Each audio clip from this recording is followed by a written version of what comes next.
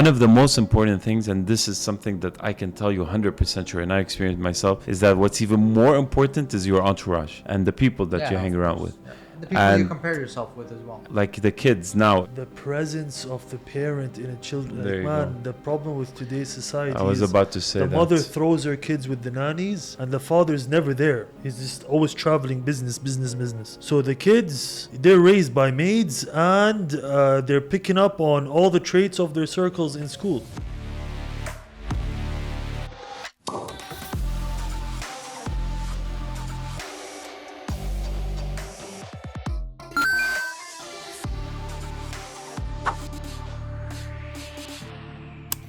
Four, 3, 2, 1. Are we ready? All right. So let's talk a little bit today about age and how it's related to success. Because every single other person that I see right now always talks about how you should like become a millionaire overnight and you should do this and that. And they're like preaching to like kids and, you know, guys are like in their 20s and stuff. So I actually want to ask you guys if you think that age is tied to, I want to ask you guys if success is tied to a particular age, or do you feel like it's a gradual process that a person has to go through? I think it's completely irrelevant, in my opinion. In my opinion, it's someone can be 13 years old and be ahead. I think it's where they stand from an experience perspective. So if let's say as a parent, you put your child into work or start working when they're 9, 10 years old, educate them around something, by the time they're 13 or 14, they'll be just as equipped as someone who's 21. So I really feel like it's where the person starts. But let's be realistic. Yani, we live in a place like Dubai, right? Who's going to start working at 13, 14, 15, right? But Dubai isn't real, bro. Dubai isn't real life. Yeah, like for I kids, know, but Dubai like, isn't real life. I started working when I was 13, delivering paper. Same. 15, I started my delivering first business. newspaper. Yeah. You see what it is? Yeah. It's society, bro. Yeah. It's how Dubai is, or the people in Dubai are programmed to live. Yeah. So everyone's programmed to put their children in school so that they can graduate high school, and they're just following orders. So when you put, here's the thing. When you as a parent, you're enforcing something on your child has no choice but to follow. Yeah. But if you go to the Western world, where people do homeschooling, dropouts, those are the stories where you see, like in my case, for example, it was, I built my first business when I was 15 because of frustration, because I was getting shit grades. My dad wasn't giving me shit. I couldn't buy anything because I was obviously misbehaving and I was getting shitty grades. So out of that frustration, I had to find a way to become financially independent so that I don't have to rely, or I don't have to get good grades to get what I want. So I think it's two things. It's the influence around you, parents, for the most part, especially when you're young. And then second, it's what goes on in here, inside yourself as a person. But that's the thing, like I want to be the devil's advocate, because I'm also gonna like try to convey what I keep hearing from different people, that okay, our kids, they're just not gonna be the odds one out if everybody else is living comfortably and, you know, like they're doing their after school activities and they're doing specific things. Like, why this is the problem with society, bro. Everybody is just following crowd mentality and a herd. If everybody's a sheep, you don't want to bark. You don't want to be the odd one out. And this is the problem with society. Nobody wants to take the right approach to life. And back to your point about success.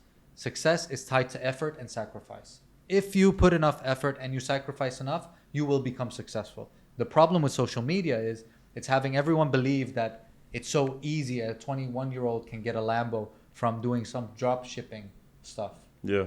So would you, if you had kids right now in Dubai and they're 13, 14, 15, would you tell them go get a job, do something on the side? Not necessarily a job, but they like need on to after school or whatever. It's not about a job, because it's how do you want to raise your kids? Do you want them to be raised to be, the 9 to 5, or do you want them to think entrepreneurial?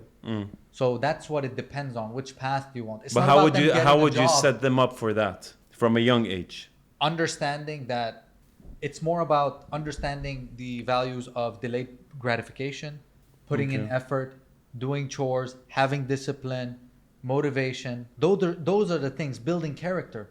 Because it's not about protecting, it's about building character. If you don't build the character of your kids, at some point they're going to just stay children. Yeah. If you don't raise them. Now, I'm speaking theoretically, right? You're the one with a child, so you tell me, like, I mean, for me, the way I do it, I'm very, very, very much present in his life. So if there's anything I'm doing, I involve him. There you go. Exactly. So that's what I was going to say. If you ask me, so here's the thing. You, as Muhammad, you're pursuing entrepreneurship now. Yes. Or you've been pursuing it recently, correct? Well, a while. For a while, okay. But I mean, mostly you spent most of your time you spent in corporate, correct or wrong? No, it's actually the other way around. It's the opposite. I'm the one who's been in corporate. Okay, Yeah. so let's say you as a given scenario, let's say you had a kid, okay? Uh-huh. In my opinion, the corporate world, for us, for example, as future parents, is what determines whether our child is going to be pursuing entrepreneurship or becoming a corporate slave. Why? Is because of what you just said, your presence in their life. If you ask me what I do, given that I've started my first business when I was 15, is I won't even enroll my students into the educational system. I would do homeschooling and I would be present in their life. Bro, do you have any idea the amount of backlash that I got from people listening to this? I think whether it's from you or whether it's from Abdullah, they're like, "Oh my God, like, what do you mean you? These guests are telling you we're not gonna put our kids in school and stuff like that. Like, you guys are painting a bad image. They need to socialize. They need to learn how to deal with other kids." I'm telling you, I got these comments all the time. You have to get these comments because these are the same people who are in corporate. Do you understand? But it's not just about corporate. I don't think corporate in itself is the problem. Different levels of corporate. Don't get me wrong. There's different levels to corporate.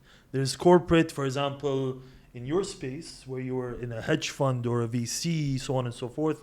It's not really considered corporate. Yes, it's a corporate job, as in you get a salary, but there's way more to it than clocking in from a 9 to 5, hating your life just so you can get a paycheck and you can barely live month over month. That's what I mean by let's make sure we are on the same page. Yeah, it's the rat race. When we talk about the rat race. It's the rat race. So I think it depends, because I think having a job, like we discussed before, sometimes it's essential. Because you can, so the only reason you're either learning or earning. Yes. And that's what people don't understand. Yes. They think being in a job means that they're earning, but actually, if they switched on and it's learning, so you pick a job where you can learn and you can become independent after that. Correct. That puts you in a position afterwards that you're progressing in life. Correct. If you're treating it like, okay, I'm getting my monthly pay, it numbs you. Correct. It takes away your dreams, aspirations, your desires to do something more, because it's like a patch. It's coming like lifeblood. You know what it is? It's not that it numbs you, but your responsibilities rob you from pursuing it. What I mean by that is bills, dues, payments, rent, all that, and the stress of having that in your life and not making enough. You're constantly in that endless toxic loop of figuring out how I'm going to make all my bills, how I'm going to save enough money so I can go on that one trip a year. So once you're lost in that sauce, how are you going to start thinking of I want to stop you there. I'm gonna speak on behalf of people that are working and be like, khalas, this was their situation. They couldn't, as parents, I'm talking about parents, and they couldn't have done any better, and they tried. They couldn't do it, and then they're working their 9 to 5, but they're happy. Yeah, but that's maybe not, but no, it doesn't matter. Yeah, but what I'm saying is happy. that I mean, there are people that you meet who have just khalas, they've accepted. No, it's perfect. Yeah, they've accepted that it's enough for them, and that's how. Khalas, there's a level of comfort that some people, and they may have also money. We're not saying they don't have money, and there are corporates out there who have enough money, who bought their own house, who have 2-3 cars. Yeah. They've done very well for themselves. But again, this is why you can't expect everyone to want to become an entrepreneur, bro. Like, you know what I mean? It's not for everyone. Yeah, but I'm gonna relate it back to the age. So if the parents are in that particular situation, do you feel like it's almost very difficult for them to sort of train their kids to become entrepreneurial from a young age? Or do you feel like, no, they could still be doing this, but maybe if they're aware that, okay, we probably haven't been very fortunate as parents, but let's teach our kids different ways. How can you do that? You can't. You cannot. You cannot. You cannot. The reality that you're in determines your mindset, because if your mindset was different, you would be in a different reality. The foundation is mindset. So how are you going to give a mindset and tell your children, oh, you should not be like me? Your children are not going to listen to you. So that's why it's a rare case. So you just tell a parent, oh, leave your job and go risk and do something, and then just to make an example for your kid. And what if you fail? But what if a guy has 3 kids? He's not going to take that risk. Then most of them don't. Exactly. Yeah. But he could be aware of it, and he could be like, okay, guys, this is something that I didn't know back in my young age, but I would like you guys to learn from me. But he can't teach it. He can't teach it. Somebody else needs to teach it. How is he going to teach it? You cannot teach something you've never encountered or lived through. So here's what I'm trying to also add to this. Why not? Some people learn a lot of things at parents at an older age. There's something called in Danish. It was called. So you have a social norm, right? Right. Let's say the place that you live, everybody's working in that factory or that place or in that office, in the community that you live. It's a community mindset. The black sheep that comes out and says, okay, I want to break out of it, people are most likely going to try to hold them back and say, the mother or father would say to the son, no, you need to get a degree, then you need to get a job, safety, don't risk too much. That's what my mother. You just said it. Keyword. Yeah. Keyword risk, man. When your parents raise you, oh, be careful, don't fall. Oh, be careful, don't eat this. Oh, it's always cautious. This is, as a parent, you're always worried about your child. So if your child's going to come to you and tell you, I'm going to start a business, your first reaction is going to be worried. And I lived through this firsthand.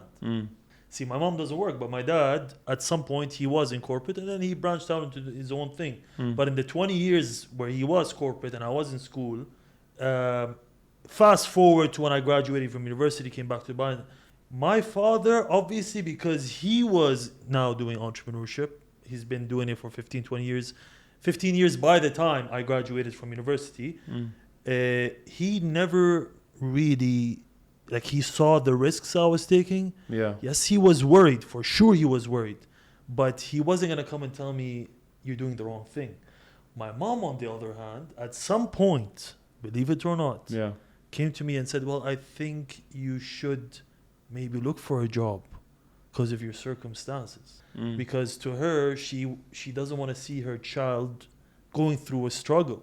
Does that make sense? Yeah, I know. So as a parent who is, I don't want to say programming, but is always cautious about the well-being of their children, it's not easy for them to tell them, oh, go take a risk, go build something, go do something. What I did was I did on my own without telling them. And then they found out when shit got bad. Yeah. Yet I still made it through because I didn't end up listening to them. I just kept going. So back to what I was saying, I think it's the risk factor, keyword risk, is why parents tend to push their children to go into school, graduating, going through the whole traditional It's steps. The norm of society. Exactly. It's what they know. It's what they know. It's the norm of society. And but that's the thing. Like if the parents come from that particular background where they went through that traditional route, like what does that mean? Does that mean that they're doomed, that they cannot teach their kids any better ways? No. You have a lot of families out there who are in the family business. You see it a lot. Yeah. So let's say the grandfather started an empire, and now all the sons are now operating, and then it just goes. Like I know so many different friends of mine who are in their family business that was founded by their great-grandfathers. So, and obviously how it works is by the time he graduates from university, La Habibi, don't go apply to jobs. You come and you work with us. We throw you as an admin and you make your way up. That's how it is. You know what I mean? So there's so many different, and here just so we can focus on who we're talking about. We're talking about the average couple who have jobs, decent jobs. Right, yeah. That pays anywhere from 15 to 30K a month, depending on their experience. And have a kid that goes to school to where there's tuition, there's cost, there's health insurance, so on and so forth, to where throughout the year, after all expenses are taken out, they keep 20 to 30% of what they earned as savings. That's the crowd I'm focused on now. Maximum. So these are parents that are constantly worrying about, so my kid's going to be in grade 5 next year, meaning it's going to be higher tuition. You know what I mean? Yeah. So it's the constant... What would you tell them? Like if you were talking to You parents... cannot tell them anything. Unfortunately, I do believe that there's a certain point that people do reach to where they're so deep into that worry I'm telling you about, trying to earn a little bit more so they can save a little bit more, to where you going and telling them, yo, bro, maybe or maybe you should look into starting your own business. They're like, are you stupid, man? You should, I'm fine. I'm gonna focus on this versus that, because it's too much risk and too overwhelming for them to even comprehend. Yeah. I mean, there is a way to make a lot of money in corporate. I don't completely 100%. discharge your point. But the problem is, if you're stuck in a job for more than 3 years, the market is shifting, and they're just increasing your salary a few, one-digit percentage per year, and inflation is going crazy. So you're getting poorer. It's inflation. This year, I'm poorer than I was last year if I'm making the same amount of money. Rent has doubled in Dubai. Yeah. When I first came to Dubai, I was living on the Palm. I was paying half of what I'm paying right now in Business Bay. Yeah, that's true, So- man. That's true, so- and that's what my father tells me every day. And if you're not, you need to make double the money. Correct. If rent is double and things are doubling, you need to make double the money to have the same quality of life. Yeah. This is not happening, and this is the problem that you see in families, that their expenses are increasing, inflation is making things more expensive, tuition, but they're just gradually getting a pay raise. So if you're in corporate, what you need to do is jump from company to company every 2 to 3 years. Yep. That's how you get a pay raise. Yep. Yeah. That's it. You need to be ahead of the curve. But most people, they just want to be comfortable in their jobs and stay 15, 20 years. It doesn't work like that anymore. And, Maybe in the past it did. And also, entrepreneurship is not for everyone. I have to No, even because highlight, it's not for everyone. entrepreneurship. So the difference between corporate and entrepreneurship is, in corporate, you get a steady There's income. no stability. Yeah. There's complete stability. Yeah. You know exactly how much money to a single dirham that you're going to get each month. If you get a single dirham above or below, Yeah. you know it. Yeah. Entrepreneurship, on the other hand, you get the full spectrum of emotions. You get the Yeah. downs, where it's like ramen noodles, Oh yeah. living off, 1 minute ramen noodles, Yeah. not knowing how you're going to pay rent, not So- knowing, is the money going to come in? So this brings me to the next question, or the next topic that I want to discuss, is that then what supersedes the other, or what's more important, is to wait until you have the experience that you could get from corporate or doing odd jobs, and then going on your entrepreneurial journey, or going through the motion yourself from the very beginning and forgetting to get that experience. Because I actually am going to quote Lulu Khazin, who's a very famous podcaster here, and she said something that was quoted also from someone that did a study about entrepreneurs, I think. And she's like, most entrepreneurs actually achieve the best wisdom and the best sort of decision-making abilities in their late 30s, early 40s. She actually said that, and she was... I don't know the statistics. Yeah, but I'm saying it's just I'm trying to show the other side of the argument, just to sort of I can see where that's coming from, because that's when you've seen enough in your life to attain that level of wisdom. Exactly. And you can still attain that level of wisdom being in corporate. Let's just face the 100%. facts. Completely You agree. just get there way faster being an entrepreneur. Like, for example, with me, I started when I was 23. Today I'm 29. It's 6 years. In this 6 years, the wisdom that I've gained in this 6 years, I think would have taken me 20 years if I were. You know what I'm trying to say? I agree. Just accelerate. I think what I was trying to make, with the point that I was trying to make, is that do you wait and explore your whatever entrepreneurial venture or whatever entrepreneurial journey that you want to go on? Do you wait until you have enough experience doing... You will never have enough experience. Yeah, you It's can't. always going to feel uncomfortable. It's always going to feel uncomfortable. You just got to be aware that you need to get comfortable feeling uncomfortable. Yeah. That's the only way to grow. Yeah. There's never going to be the perfect time. There's never going to be the perfect situation. Does There's not never- exist. Doesn't though. exist. Doesn't exist. So you have to understand that the only way to make the only way you're going to make or break in this life is to be able to deal with ambiguity, uncertainty. Yeah. For some people, they want the certainty and it's going to drive them crazy. They're not going to be able to sleep at night. Yeah. If you're a person that that you perform best with your back against the wall, no fucking mom and pops coming to save you, realizing that you have to do for yourself, Yeah. you're not going to watch football.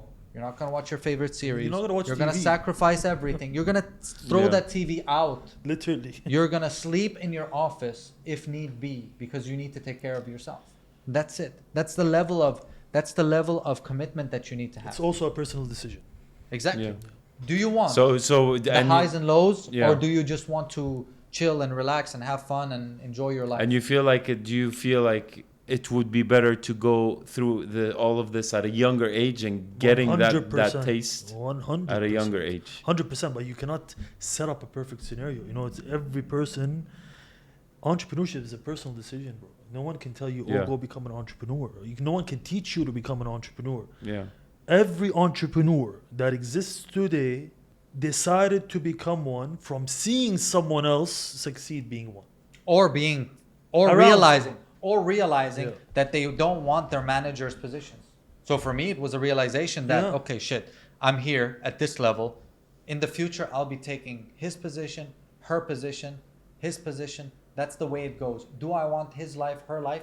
If the answer is no, then But let me ask what you are a question. doing? Let me ask you an honest question. Of course. And I think we discussed this back in the Maybe. day. And I think I know the answer to it. But I'm gonna let you answer. Let's see. Now I'm curious. Me too. What did we discuss? Are you nervous? You've had this intuitive feeling that you were out of place being in that corporate structure for a long time. Oh yeah, haven't you? of course. Yeah. Bro, That's what I'm trying to say. I was is milking the system. there are bro. people who love what they do, love where they work at. They're okay being that person in that position, serving someone. There's nothing wrong with that. No. People can achieve a lot in their life being that. How else is your business, my business, your business going to succeed if you don't have people with you helping you? Exactly. At the end of the day, it's what you give them in return. You know, that's Right. the only standing difference. But I feel like intuitively, between you and yourself, you already know that, man, I'm not supposed to be here. But then you go like, okay, maybe next year. But then you stay. Then maybe they throw a couple more 10,000, 20,000, 30,000 your way, numbs you. You go like, okay, now, you know, that's not really corporate. I'm making good money. You know, I know guys who are making 50 to 100K a month, dirhams, and they're in corporate, but it gets to the point where it doesn't feel like it's corporate because they're making money. But there's always that deep inner knowing that, damn, if they're paying me 100K to be here, there must be something in me. I'm worth more. But he's if the I guy would- that I quote him. He's like, if you're worth in the market 5 times your salary. Yeah, if anybody's paying Exactly. you, you're probably on a. Thank you. You know, on so yourself, you're so worth that's 4 to 5 the times biggest sign. A lot of people are proud. Oh, well, I'm making 50K a month or making 100K a But month how in much value are you corporate. delivering? In corporate, it's like, man, if that's how much you're getting paid, Imagine how much they're how much making at the how top much line. would you do on your own? Yeah. If you were to call the shots, if you were the boss. But the difference is, Yeah. and let me be very, very clear here. And Yeah. this is the difference between the people that should leave corporate and the people that should stay corporate. And everybody knows which person they are. Yeah. If you are someone and you believe, okay, I'm making 100K, but I know I'm delivering, you can see it on the numbers that you're delivering value that's worth 500K, leave and start your own. But if you're one of the 80% in the corporate world that is hiding in the corner, that is just taking a salary and you're delivering zero value for the company, stay in corporate and enjoy your life. That's it. That's for me. Every time I've been in corporate, every time I've been in these scenarios, 80% of the people are leeches and they're doing jack shit. They're answering an email here and there, and that's it, getting a salary, and they're just hiding in the corner. And they know they're doing responsibility. it. They know it. They know They're it. just waiting to jump ship, Yeah. to jump on another.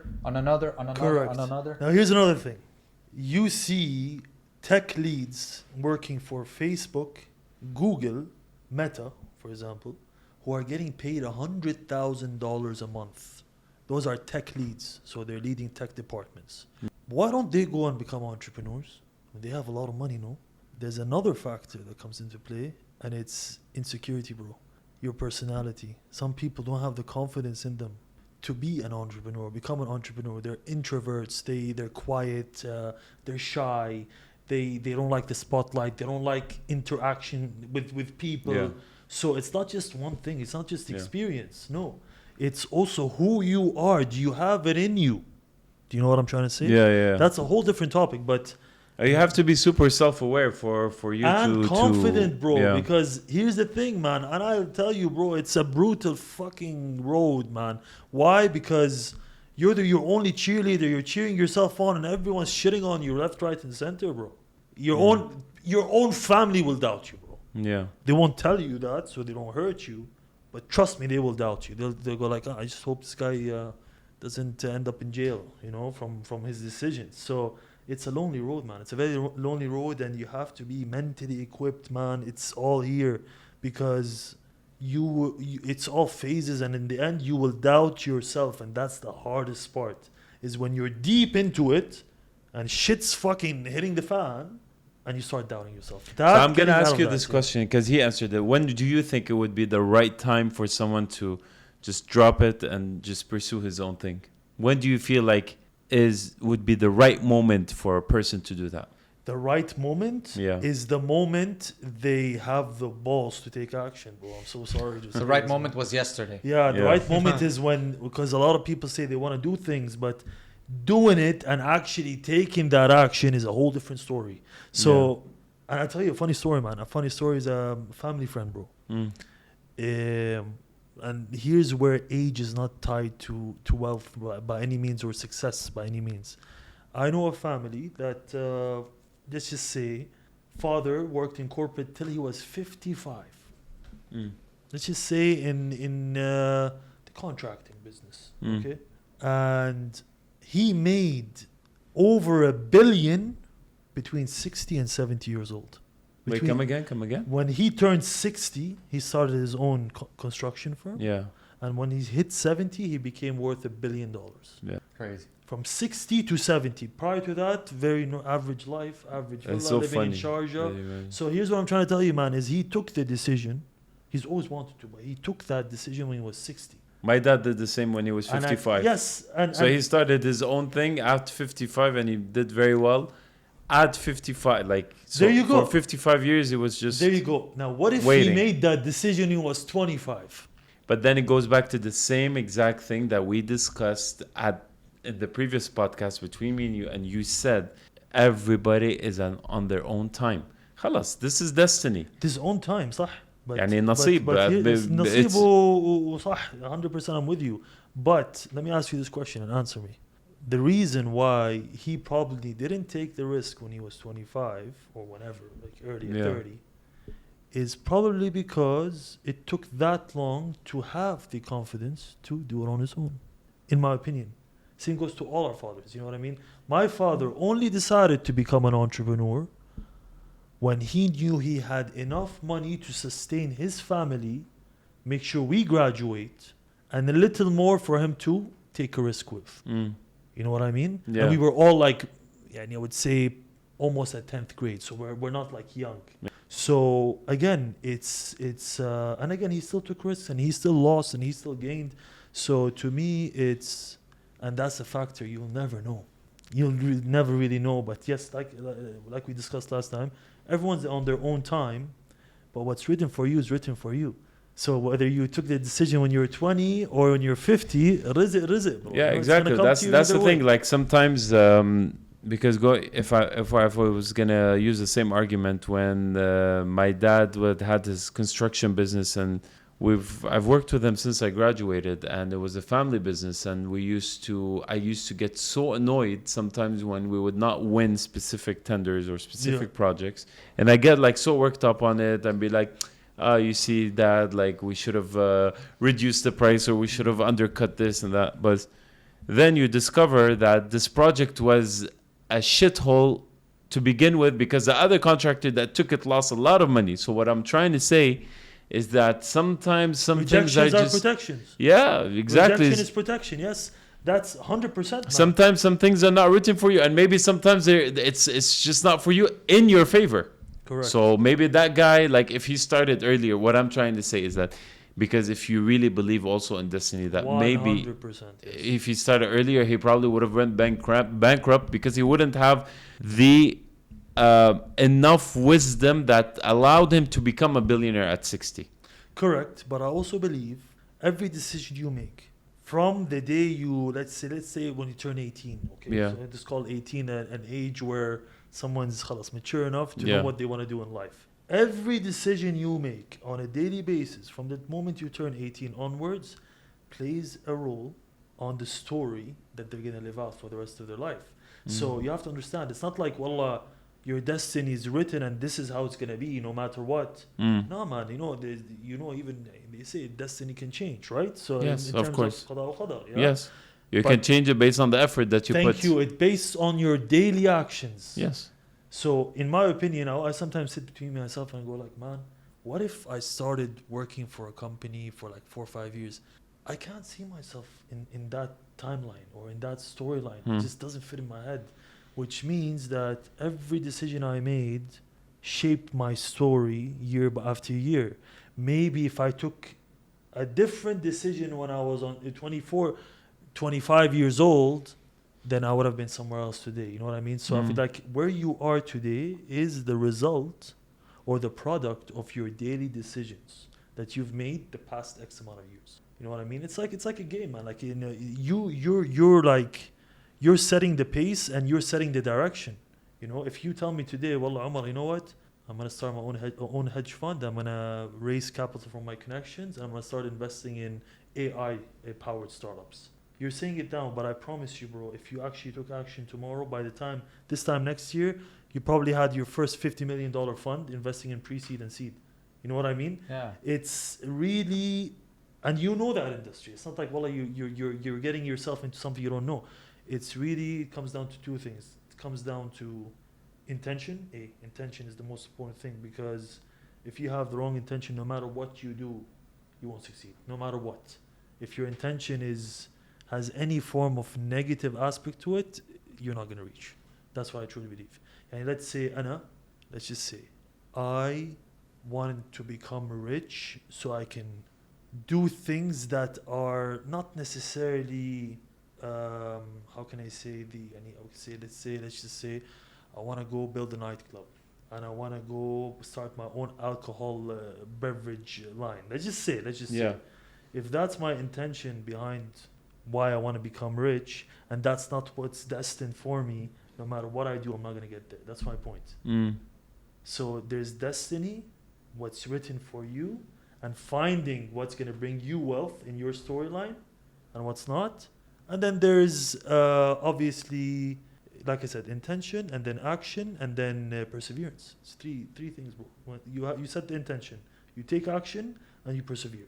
But in that case, then what becomes the ultimate motivator? Because would it be money or purpose? Because at the end of the day, you're in the business to make money, Correct. right? So which one do you think is more important, money or purpose Doesn't matter. the business? Doesn't matter. Why? You Bro, decide. why? You decide. If you're driven by money, then put a check of $100 million, print Okay, it out. I'm put it driven by in money. I'm going to go open a nightclub and get, for example, all these girls and sell alcohol. Okay. Yeah, but that's... a lot of people are doing it. They're making a lot of money. Okay, but then the purpose is... Doesn't matter. Yeah, but Doesn't matter. If you're driven by purpose, if your why is big, if your why is strong enough. But he was just saying You're that right, if you're the right. intention... I'll tell you something. That's his opinion. I'll tell you something. Good one. You know what purpose is, bro? Well, I want you to tell me. I think everyone's motivator is money, but when Obviously, everyone's in the business to make money. Everyone's motivator is money, and some people, it's only money, not purpose. But the difference between a person who does it for money and someone who does it for purpose is the one who's doing it for purpose leaves a legacy. The one doing it for money is never going to leave a legacy behind. That's the difference. Because with purpose comes a story, man. In my opinion, with purpose comes a story. Elon Musk. No one's going to remember the nightclub owner. Listen, I no, mean, really. definitely. I don't know. No, but here's the thing. Nobody knows who owns the nightclub most of the time. So. Let's just, in these given scenarios, let's just take El Chapo or Pablo Escobar as one of the examples here, okay? Who made more Billions, money than governments, bro. They have more money than actual countries. Yeah. Okay. Now, what was the purpose behind doing what they're doing? There's no purpose, man. It was No. passion. It was a passion project. The purpose, more or less, was power. Yeah. Full stop. Yeah. They wanted power. And what gave them power is money. Yeah. See, with money comes power, correct? But when you put power in the wrong hands, like them, look at what ends up happening. Look at the end of the story. Focus on the ending, brother. Actually, I'm gonna disagree with you. I don't think anyone that was always 100% driven only by money really ever being considered like very successful. Yeah, like he must have like eventually towards the end must have been some kind of failure, because if you're just purely motivated by money, then that blinds you from seeing any single thing in the business, and it blinds you from looking at the other. I don't agree. Listen. How come? Abdullah, listen. Back to his point. I'll give you an example. Okay? If you look at artists today, musicians, okay? They're these rappers. But are they successful? They or are. not? They are. But are they content? Purpose-driven individuals versus money-driven. What comes first in a business? Okay, first. Why are you reading my notes? I'm reading your notes because okay. What comes first in the business? First of all, if you're starting a business, you want to make money because you want to take care of the people you love. Yeah. So the first thing in business should be that. How much money are you going to make? How much money do you need to survive? Okay. How are you bringing value to people so you can get money out of it? Okay. So people that say, oh, you should follow your passion. You should follow this. You should follow... No, fuck your passion. I'm not talking about that. I'm Okay, talking, then but how do you know your purpose? When do you know your purpose? I don't know my purpose yet. Okay. How about this? Again, so I'm driven by money, first of all. Purpose? Business is money. Give value, get money. That's it. That's the number one thing to start a business. Most people, they think they're entrepreneurs because they start an LLC or they have an LLC. But I'll tell you what. Oh, I'll tell you what purpose is. What differentiates like the normal average entrepreneur from like the greater ones, like the ones that really like I'll answer you. push the limits. I'll answer you with one simple sentence. I think it's what they end up doing with their money, Yeah. which creates purpose. Yeah, that's a good way. So first is money. So first you get money and then you think about your purpose later. Make money first. So what comes first in a business? So X. Money. X should I Money. should- money. So should I? Okay, so we're just gonna Money. say money. Make money first and then you can do whatever you want. Actually, You can do your passion. I Passion, purpose is not going to pay your bills, young bro. what's the other day to agree with Omar's point. The other day I was watching a clip, of a short 5-minute clip about what's that Italian brand, the one that Bruno. What's the one? The very high-end famous Italian brand. Italian. Bruno. What are we talking about? Is it clothes or what? Yeah, clothes. Bruno. Loro Anyway, Piana or no, what? not Loro Piana. I Canelli, forgot the full Canelli, name. But something. anyway, Okay. the guy literally takes most of the profit from his business and reinvests it back in his village, Correct. the schools, That's purpose. and the people, and the equipment, and the facilities. Yeah. So- yeah. Money Look- first. Look, in the end of the day, I think purpose is the story, bro. Like it's what you end up doing with your wealth. You know what I mean? In my opinion. But here's the thing: there's two aspects to it. Because I'm really annoyed now. I need to get the name. But yeah, go on. I'm listening. In my Bruno story, Canali, look, something. purpose. Maybe I think the term purpose is wrong, but I don't think purpose is the right word. Again, Then what is it? Why do you do what you do? Fantasy. Why bro. do you do what you Fantasy. I think fantasizing, bro. About here's the thing. I don't know what the fuck you fantasize about, but listen to me. Okay, it's Brunello Cucinelli. do? Yeah, same. Cannoli. Brunello Cucinelli. I always forget the name. Parmigiano. Anyway, that's the guy. I've painted a picture of who I wanted to become in my head way before I became that person. You know what I mean? So that's also kind of, you want to say call it purpose, but there's some motivator aside from money. It can be money only. What's your because- purpose? Me? Yes. Leaving a legacy, bro. It's simple. To who? To do, whatever jurisdiction. And what's the legacy that serving. you want? What's the legacy that you Well, want? to right leave? now, the legacy that I tend to leave, where I'm pretty much doing right now is revolutionizing the infrastructure of the UAE in the vehicle rental But why are space. you? But that's the thing. How do you find that purpose? How did I find a purpose? Yeah. It all started with an idea.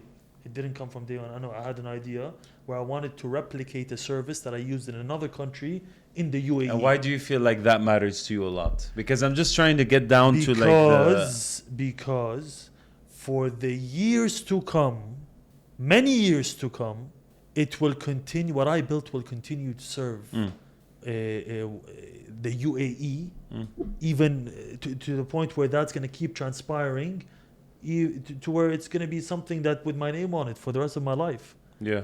You know what I mean? I'll be remembered for it. You know what I mean? And just like every fucking basketball player in the Hall of Fame, bro. Why are they in the Hall of Fame? Yeah. Because they've hit records, they've done things other players couldn't.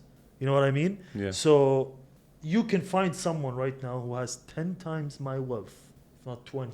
But no one on this earth knows who that person is. And they're okay with it. You know what I mean? Purpose doesn't have to be something that's publicized. You know, it can be something between you and yourself. You know what I mean? So you do see a lot of people who are under the radar and have a lot of money. And they're okay with it. They don't And want if anyone it to came know. at the expense of profit, what do you do then? Well, it does come with the expense of profit. You have to understand that this is the part of the storyline, is why you don't see money in the first 5-6 years. All the money you make is going back into what you're building. I disagree because but we have a different philosophy on how to make money. Look, But why do you disagree? I'm actually curious. yeah. No, I want to know I'll explain it what after. point you're disagreeing. In what perspective are you disagreeing?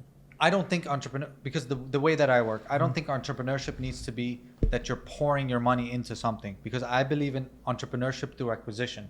So I believe in buying cash flowing businesses. Yeah, see, that's the difference. different business model. But Exactly. for example, with me, these businesses that you're buying and acquiring have a founder, correct? Yes. Okay, and that founder got it to the point where it's profitable, right? Correct. Prior to that, was it profitable?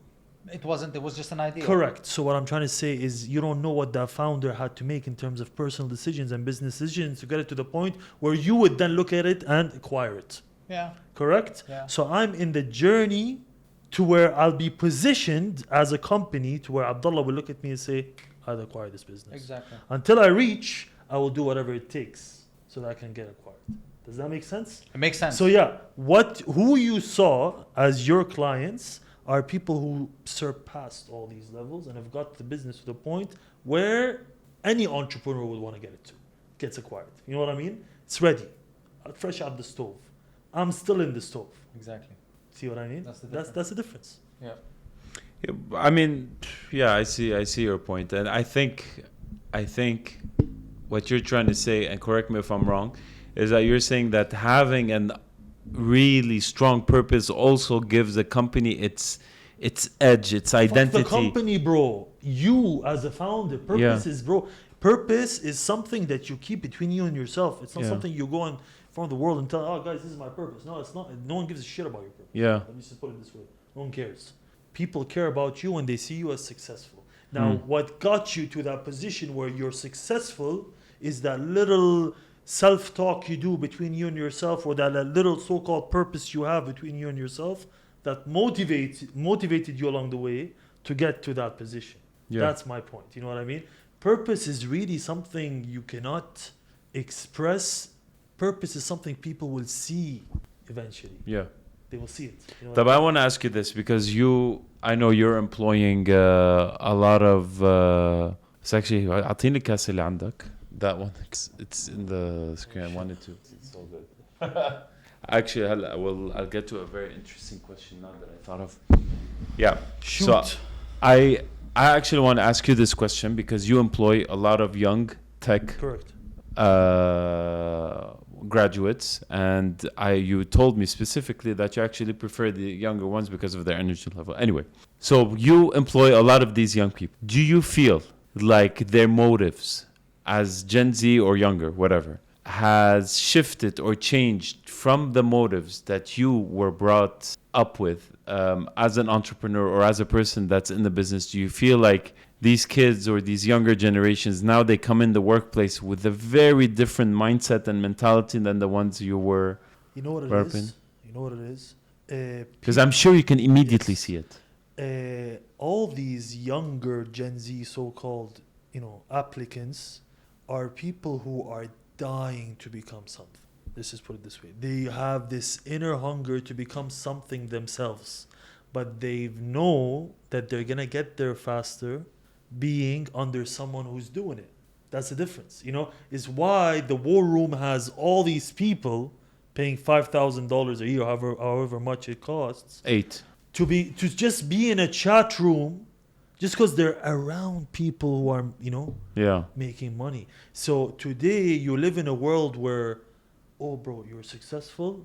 Let me just be around you. How can I serve you? How can I be of service to you? And what that in return gives me is there's a form of reliance that I can have on that person because that person isn't coming to me for a paycheck, bro. That person, and most of the times these guys accept anything. You tell them first 3 months no pay. Okay, let's do it. We'll do no pay. So you think that the younger generation are more eager? They're hungry. They're hungrier. Just like you said, they're hungry, and there's something that's very important, and it's getting worse. And Abdullah mentioned it earlier. And my father told me, he's like, if there's one thing that I would worry about for your kids is the fact that in my time, making money was easy. In your time, it's hard. But in their time, it's going to be near impossible. So the hardest thing today, man, is making money and making the money that you want to make. You know what I mean? Not just talking about making money to survive here, If you want to become successful and wealthy and rich, the price you're paying today is double the price in terms of emotion, time, effort, investment, blood, sweat, tears. Yeah, it's double, man. It's double what you would have done back in the earlier days. I will respectfully disagree with that. In what sense? Because I think, my philosophy is always, you get what you think and what you believe. If I believe it's hard to make money, it's going to be hard to make money because I don't see opportunities. But even though I think that it's hard to make money, I need to tell myself it's easy to make money. Money is everywhere. You need to have that self-talk. Yeah, come convince that to everyone else, bro. Huh? Come tell that to everyone else. You have to. Yeah, but most people think. I'm talking, I understand where you're disagreeing from, but I'm talking based on the general norm. The general, because yes, of course, if you are the only person that's stopping yourself from becoming rich. Exactly. End of story. If you didn't believe it was possible to get through to the RTA, you would 100%. never have been But now there. if I tell you, brother, listen, are you ready to sleep in your car for 4 or 5 months and not have money to put gas and not eat, you're going to tell me, fuck no. It's the effort it takes. It's not the effort. It's the price you're going to pay to get there. The sacrifice, yeah. As we talked about, success comes from effort and sacrifice. Of course, sacrifice more than effort, bro. And if you write down, if you say, okay, I want to be successful, and then you take a piece of paper and you write down all the things you're not willing to sacrifice to become successful or to win in business, just know that the competition is willing to sacrifice even that. Yeah. That's how fierce the competition but I think what the difference is, what he's trying to say is he's talking about the general norm and the way things are. What you're talking about is just developing an abundant mindset. State of mind, yes. But perception is reality. I actually posted a reel not a long time back, and I was like, chess, man, the game of chess. The game of chess itself is literally the game of life. And how is you have your pawns. Pawns is the ones you're ready to sacrifice for. Pawns are like small things in your life that you're willing to sacrifice, like a watch, jewelry, shit that's, not that important. Then you have your bishop, you have your horse, you have your queen, which could be your partner. You know what I mean?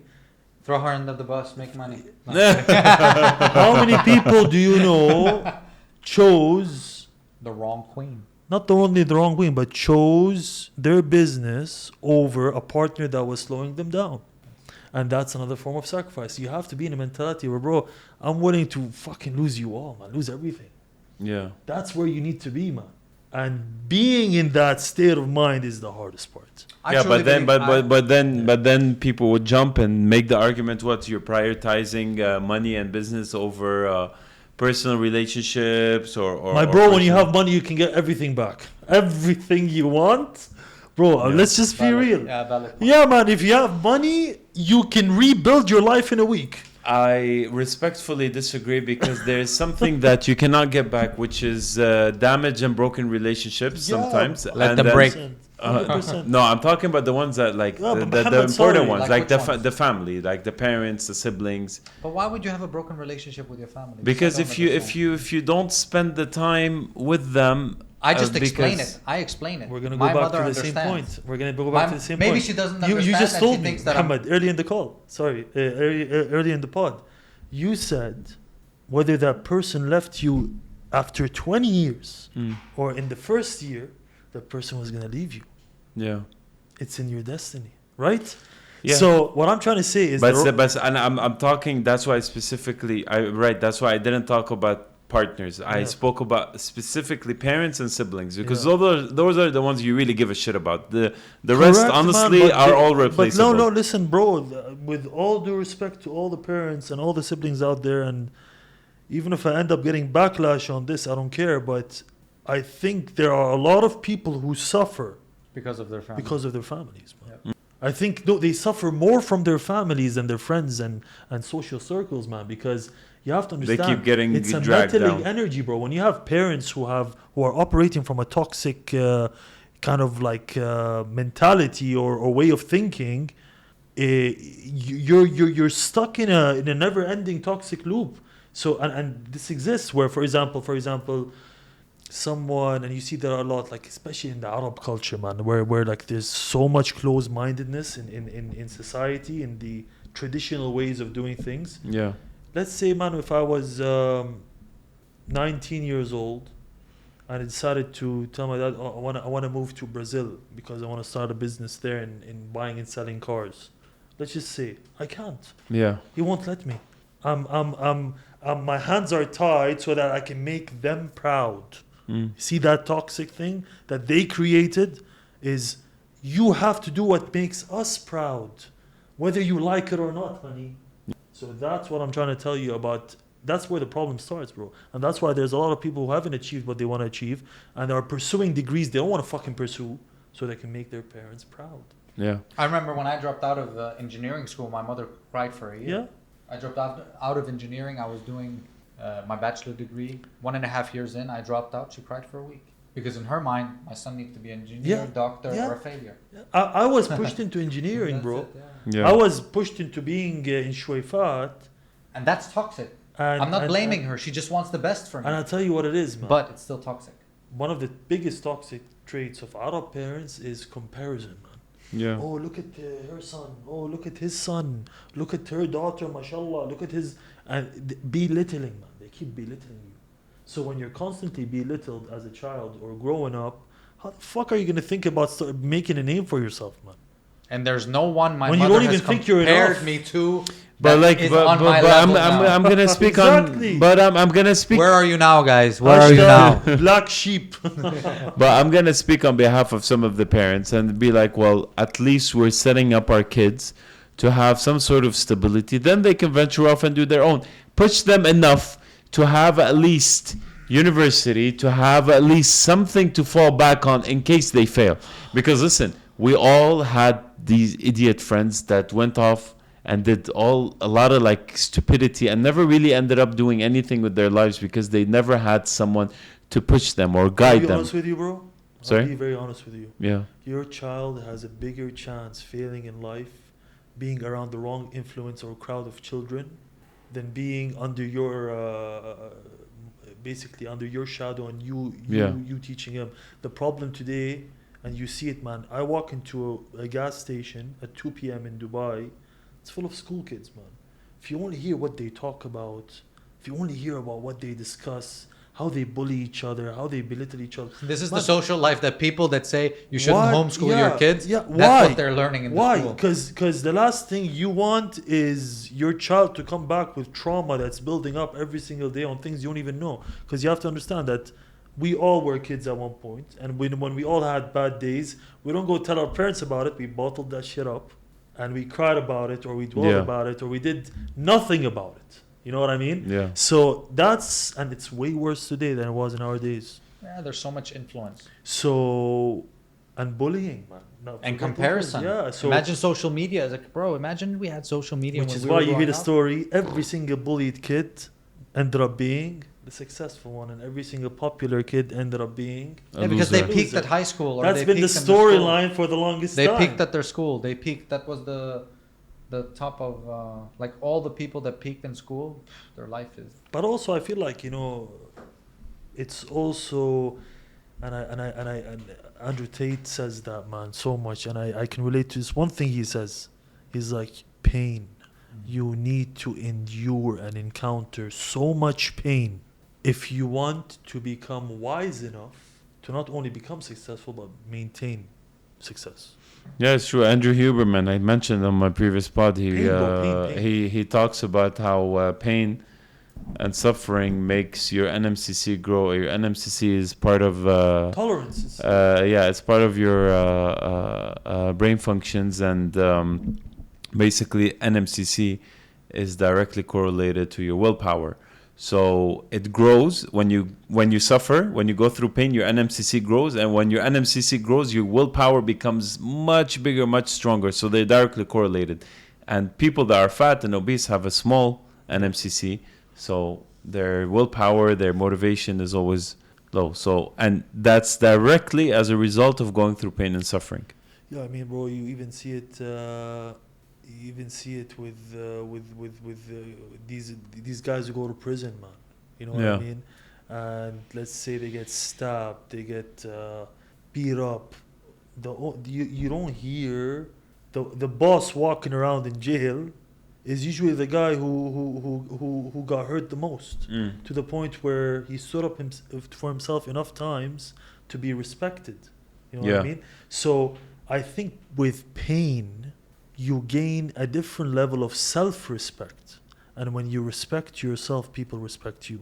That's what I believe. Is when you walk around with self-respect, you're not going to tolerate anyone disrespecting you. You know what I'm trying to say? Yeah. But when you walk around and you don't respect yourself, you're not going to give off that aura that, oh, people are going to respect me. No, I'm okay if people don't respect me. I just want to be left alone. So it's where you hold yourself on the inside is how people will see you, man. It's so true. Yeah. It's so fucking true, man. And I think you can relate to it, and you can relate to it.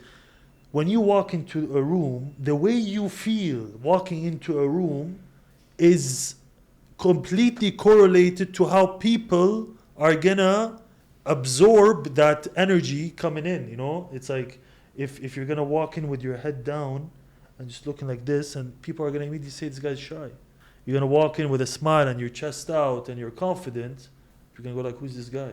You know what I mean? Yeah. So it's really what you hold, or where you hold yourself inside, is who you are to the world. End of story.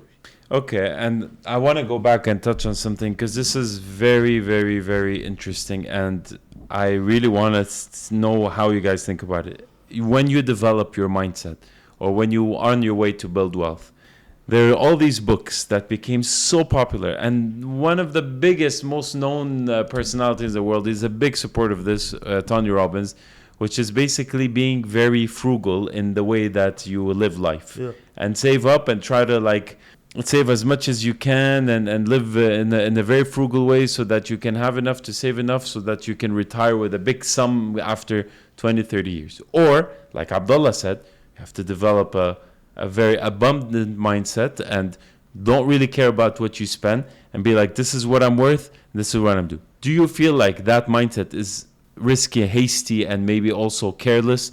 Or do you feel like all these people that wrote all these books, and not just Tony Robbins, but there was a very famous book also, The Millionaire Next Door. It talks about how they wanted to see and figure out how all these Americans were building wealth, and they discovered that most Americans that are very wealthy are actually ones that don't show it the most, and they hide Discreet, very discreet, and they live in a very frugal way.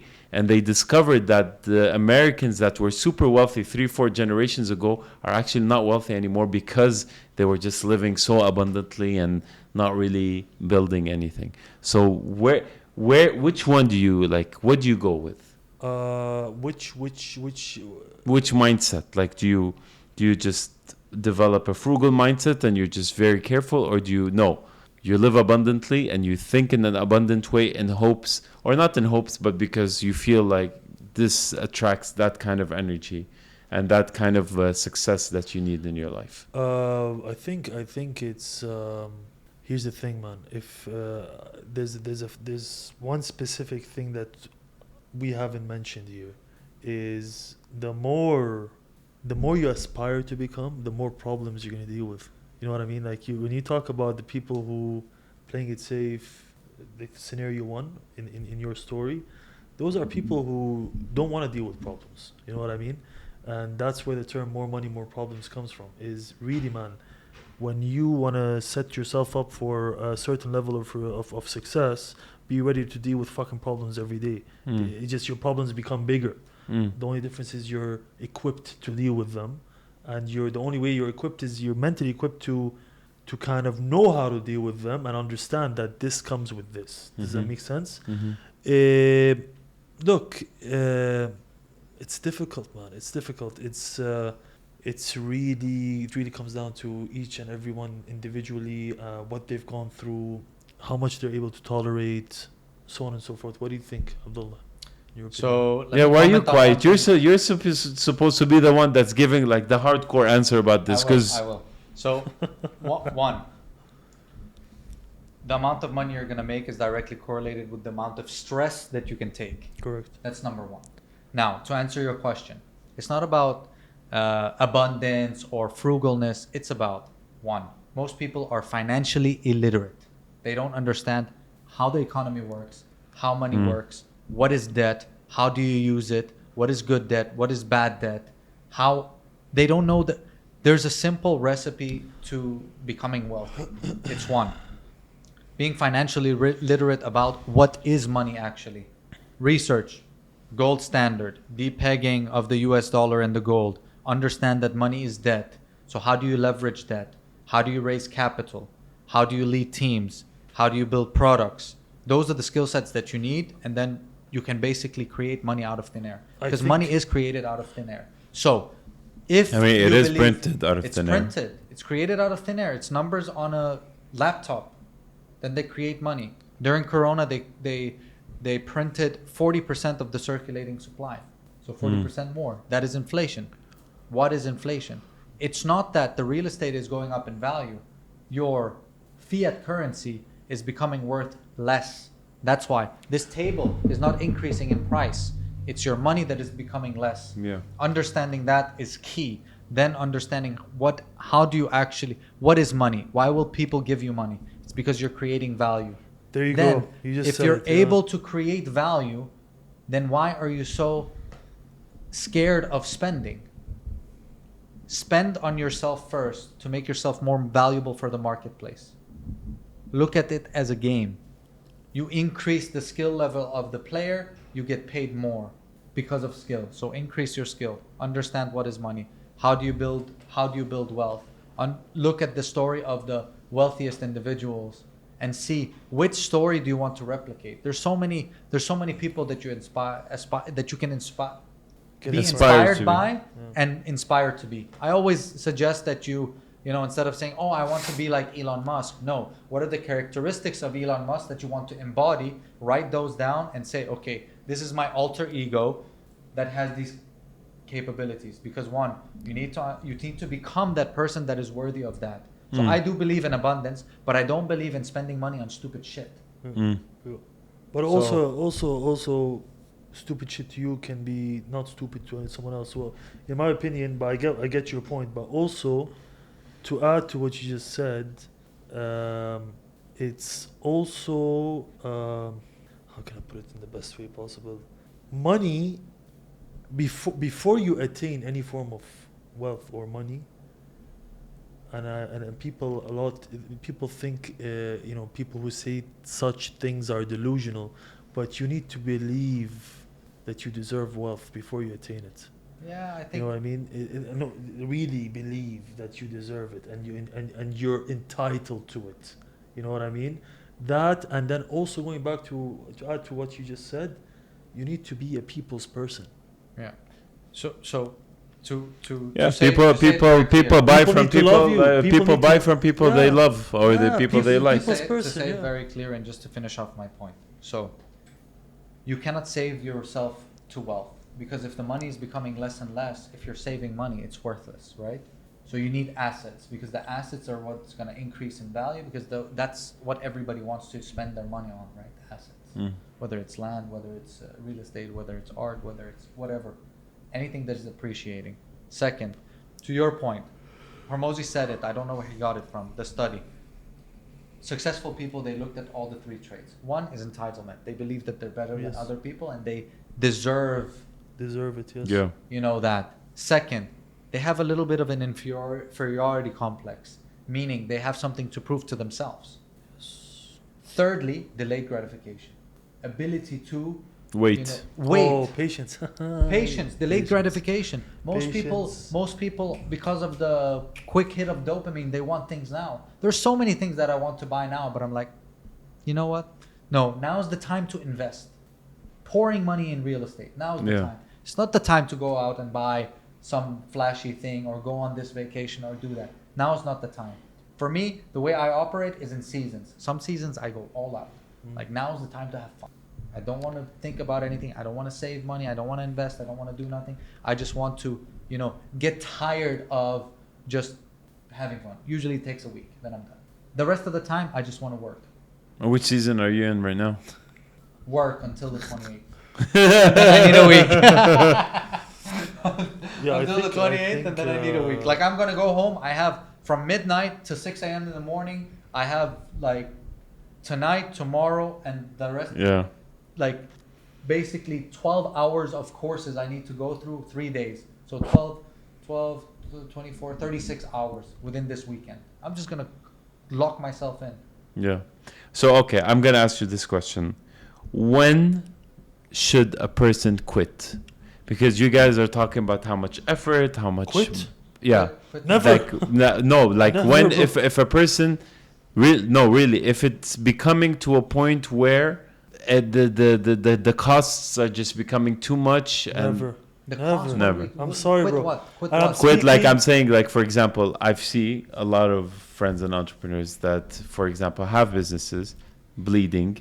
It's not a business. That's what I'm trying to tell people. Brother. Don't be fucking stupid and waste your time building something like that. Yeah. Start with something that is on your level then. If you're not able to make it profitable, then it Yeah. doesn't make sense. Then Yeah. start with a service business where you're bridging the gap. You're taking from here, you're doing this. Can Start with a I- service can I- business. Can But I pouring money in some like can I that's my- respectfully disagree Of with course this you can, point? I'll because tell we're you on why. Completely two different camps I'll here. tell you why. Because Uber is a non-profitable business. I know, but it's a completely different. Correct, they're not on but the scale there's of one. Uber and I know, but forget Uber. Let's go even smaller. Let's go Tabi. Okay, Tabi just recently got acquired for like $1 billion plus. Yeah, it was... Put Tabi the on the unicorn. side. Let's focus. Let's say Airbnb. Airbnb is a non-profitable business. Never made a single profit, yet sits at a 60-70 billion dollar valuation. Gents, here's what I'm trying to highlight. Yes, you're right. Now, profitable businesses is like the best case scenario, man. It's like in today's world, it's dreamland. But what's You really think that? Because Yes, you're in tech, but- bro. It's You really in think tech. that In it's that tech- hard Because you're to... in tech, In it's an tech- overinflated bubble. In not my only opinion. that, in tech, there's one thing that's more valuable than money and profits and revenue. Users No. or what? Data. Data. Okay, but can you sell it? Of course, bro. Yeah, of Okay, then why are they not Brother, profitable? what feeds AI today? Data. Data. Okay, but you need to How have a many structured people- data or else of it's course, shit. man. Shit in, shit out. Well, If you don't brother- structure it the right way, it's My worthless. brother, if a business is not structured the right way, it wouldn't have data. Let's But just put it we're this okay. way. So his point is your friends that you're talking about where their business is bleeding. What type of revenue and profit are we talking about? The Do they have millions. investors? Is it VC? Millions, but are we talking 6 figures, 7 figures, 8 No, figures? in the middle, like construction businesses, like they just like I know a particular person that has a construction business with a huge amount of machinery workers and stuff, and the guy is just bleeding because he's not getting Because enough. there's a common problem in that field where there's delayed payments Yeah. and there's Yeah. Different. delayed This is different. handovers. Yeah. This is And it's different. not in tech. But I'm talking. Let's talk tech here, okay? If you want to talk If you wanna tech, talk tech today, I nothing actually agree with him because nothing makes sense in because tech, you brother. are No, no, no. because And this you is, are can growing I all be the honest with time. you? This is why I'm in the game. I'm in the game Wait, because you're in the game for why? For I'll what? tell you why. Because it doesn't make sense to the general public and normal people. For example, you just said, why would you run a business that's not making a profit, right? No, for you it makes sense. It's different Thank you. because you're running on investors. Not only running on investors, I'm running on a data-backed business where today, for example, Anna, I get approached by AI startups, bro, telling me how much would you, bro, I got offered $250,000 for my data of 100,000 users. Mhm. But obviously, I'm not going to go sell data of people, but that's what feeds AI. AI today is fed with data. Yeah. And that's how these AI tools and AI machines are coming out, is because it's all data that is generated by businesses that are in tech. So again, each business is different. But if we want to go back to tech businesses, and which is why the failure rate is so high, because you are not, and you are literally, that delayed gratification that you talked about, bro, it can last years, Yeah. not months or days or weeks, years. But, and you just said, something, bro, you know, I told you my situation, bro. I had no choice but to quit. Telling me, I think quitting is when you fold on yourself, forget the business. Because I've been, man, and that's with respectfully to both of you guys, I walked a road that, I don't know if you guys did, but it's highly unlikely that you guys have. I was 2 million in the hole. Yeah. 2 million dirhams in the hole before I launched URent. COVID times. Nothing to my name, my friend. I owed maybe a million to investors, 1.2 million, 800,000 out of my own money. Even my investors came to me and said, we've seen you struggle, we're okay with losing the money. And even the investors, Yeah, I remember you telling me that when we had the told me, pod. bro, you've struggled enough, you've suffered enough. If we lose it, we lose it. That was like the best, man. The guys who gave me the money said it's okay.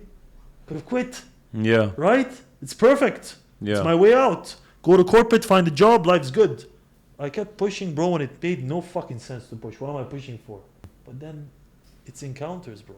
Within 1 week, I get a call from someone who I haven't heard from, like I told you before. Yeah. I met with a stranger who ended up investing in my company 3 days after meeting him. You know what I mean? So I went from 2 million in the hole to 4 million surplus in 4 days. If I quit, which I honestly for months had, there was the only option. So quitting in general, and sometimes, look, I cannot say this because in the end of the day, where I was operating from, I was a decision maker. I don't have someone like fucking on my ear or another partner. I have a lot of people who call me today who are in startups, who are in tech, and they're sinking not because they're doing bad. It's because they have a partner involved with them who gave up on the business. And just dragging them and down. He's telling me, for example, a quick scenario is someone who's like, okay, well, I have a partner. We started together. We did great. I'm still skin in the game. He's not. And now we're struggling with this, and that. And I go like, okay. And then his mind, he's operating from, he thinks he's doing something wrong. He thinks there's something they're doing wrong. I'm telling you, brother, before you look into the business, before you look into your cash burn, your revenue, the reason why you're suffering is because you have an energetic pull that's dragging you downwards, called a partner that you need to get rid of. And I promise you one thing, my brother, you get rid of him, your business will be back on its feet. So what I'm trying to say is not everything is logic in life. Yeah. Not everything is ABC. No, man, I've lived through what you can call as a miracle, man. And these only happen when you start seeing from a lens where there is divine intervention and there's unseen forces that are working with and against you. You know, an example, I'm sure you guys had a friend or a girlfriend in your life that whenever they're around you, man, shit happens in your life. Bad shit happens. Yeah. Shit happens in your life. And the moment they leave, I know a few. there you go. That's the easiest giveaway example of having a friend or a girlfriend that is just a negative impact energetically in your life. And this also goes on with business, man. And that's what people fail to see it from that lens. People are always programmed to see it like logically, like as if unseen forces don't exist, God doesn't exist, universe doesn't exist. It's just the people. To quote Life. Abdullah, he's the one that said, like, and I actually like that when he mentioned it in one of his reels recently. It's like you have to fully 100% believe you're blessed. 100%. You have to be fully convinced that you're blessed. Blessed and protected. Yeah. See, I watch your shit. No, Shaif. which is why. Because I send it to you. No, you didn't say. I actually. No, you didn't. Okay. It's something you sent me, but you send me useless shit sometimes. Okay. Oh, let's talk about your memes? Wow, don't get me started. Okay. We don't want to talk about my memes. They're a bit weird. Very. There's the reason why, and I wanted to do this podcast is because we've done one before, but Abdullah, I've watched his shit and he speaks the same language I do, Yeah. and to others is alien. You know what I Yeah. mean? But here's the thing: people love hearing this shit. You know, when it comes from other people.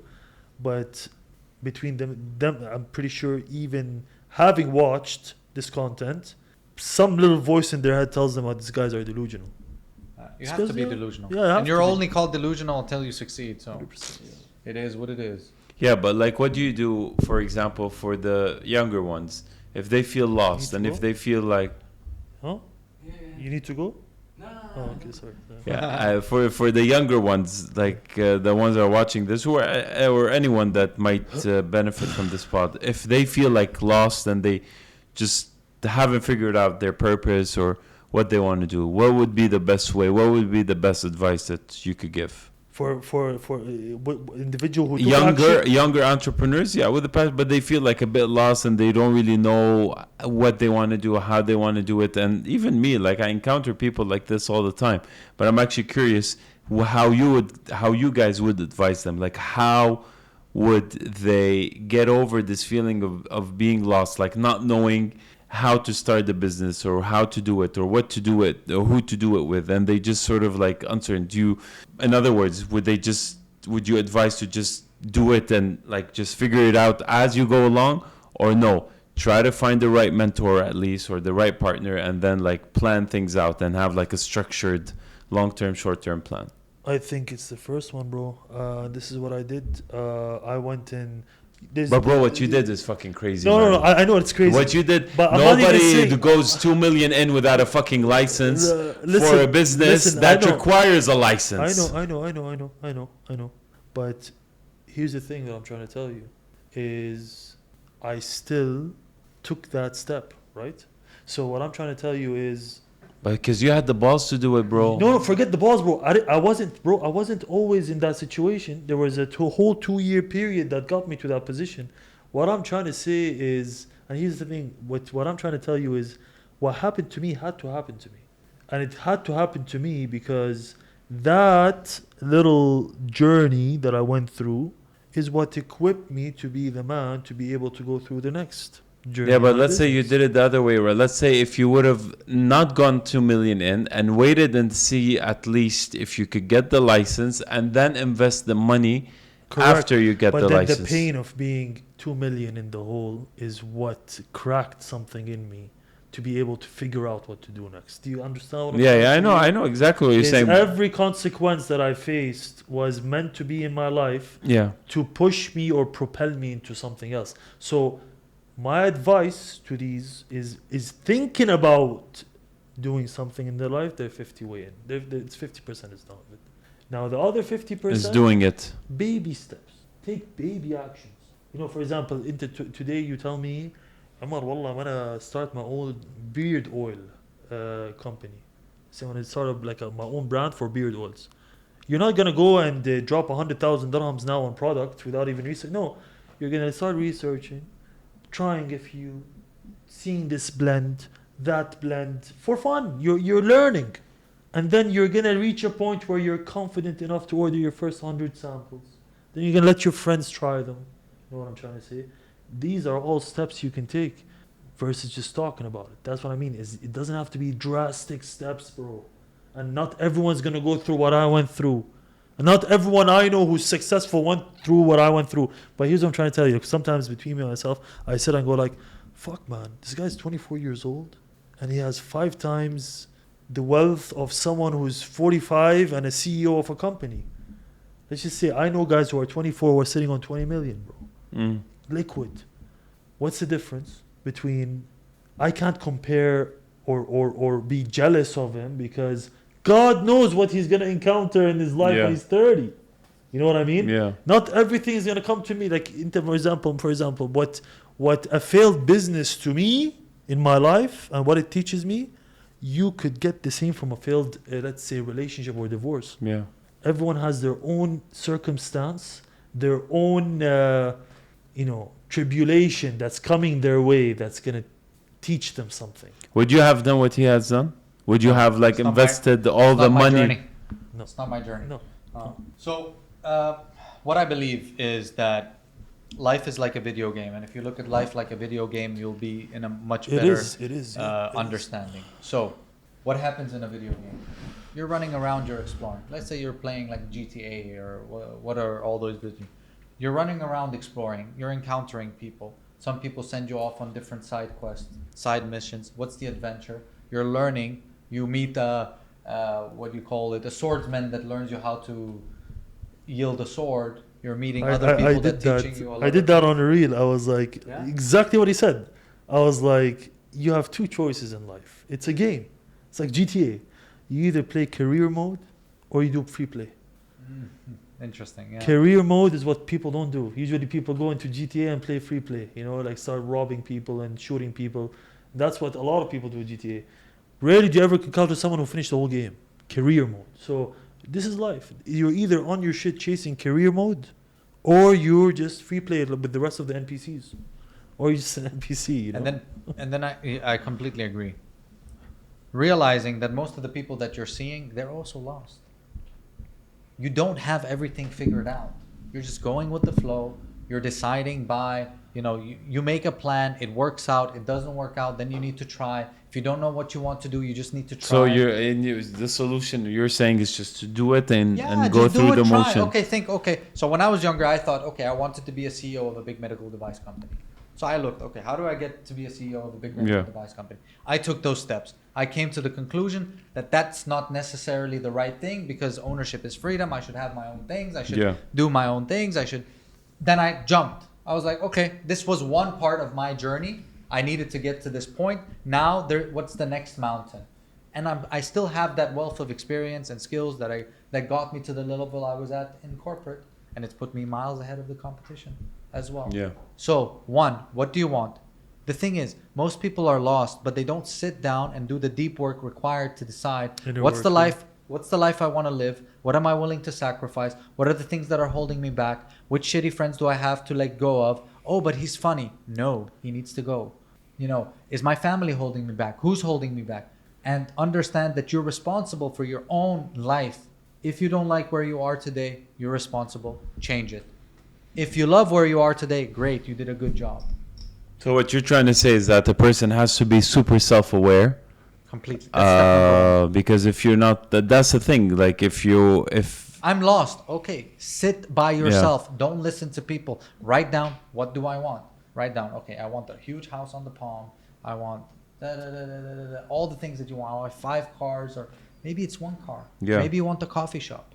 If that would make you happy. Do you believe that being self-aware and doing the self-work will allow you to also, will allow you to at least discover or identify some bad habits that you might be applying? Look yourself in the mirror and just say to yourself, what are the things that I'm doing that are holding me back? Are you drinking a lot on the weekend with your friends? You should not be doing that. Are you partying too much? Are you chasing girls? Like for the young men out there, like what are you doing? Do you have an addiction to some things? Whether it's pornography, whether it's drugs, whether it's are you just wasting your time on the corner? The accountability mirror. Talk shit. Yeah, the accountability mirror. So that's one thing. What are the bad things that I'm doing, or what are the things that are holding me back? Then it's also sitting on your own. What would make me happy, or maybe not happiness? What would bring me fulfillment? What would I be content with? What's the type of life that I want to build? You need to be able to see it so clearly and you will not be able to unsee it, and then you work towards that.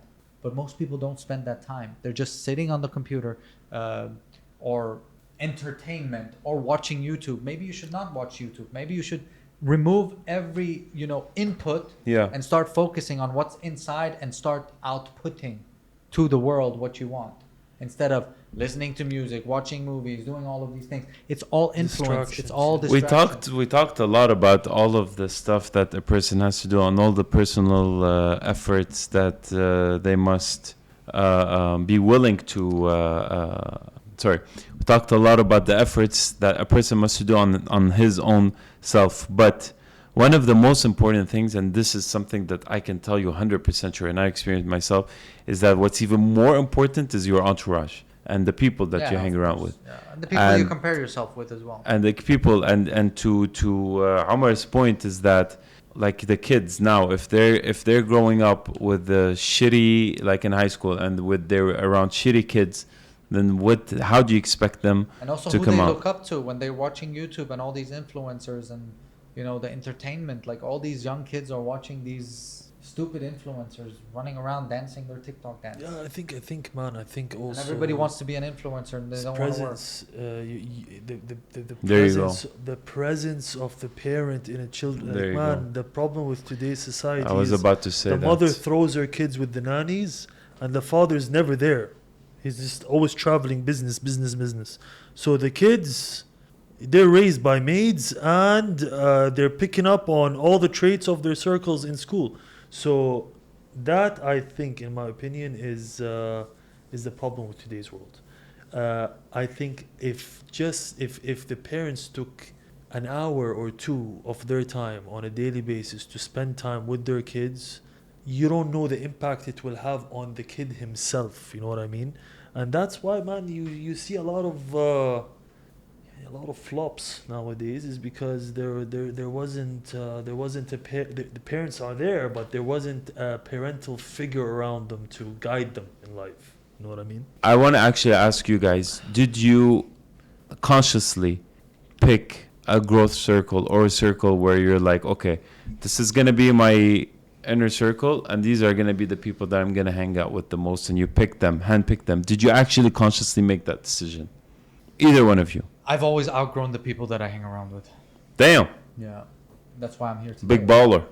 No, it's not about big baller. It's just understanding that I've from I don't know if it's my personality. No, or it's what true. it is, I don't have friends that are my age. All my friends are in their mid, late, even early 40s. And I think it's just because I surpassed. It's facts. I'm like you. I surpassed what guys my age are doing today. You know what I mean? In terms of way of thinking. And here's the thing, man. Wanting to be successful, bro, was ever since I was a kid, man. Ever since I was 10, 11 years old, I remember very vividly. I was obsessed with cars, man. And I was obsessed with expensive cars. And I wanted to do whatever it took to own an expensive car. That's all. That was my focus. You know what I mean? It wasn't money, it was cars. Yeah. And subhanallah, man, if I look at my life now, when I was 11 and 12 years old, just in bed, looking at the ceiling, imagining cars and supercars and owning supercars ever since I was a kid. And look at my life today, man. I really did manifest everything into fruition, into real life, including my circle of friends. You know what I mean? When I made the decision to buy my first supercar, okay, that ended up leading to me having the circle of friends I have today, who are all more successful than I am.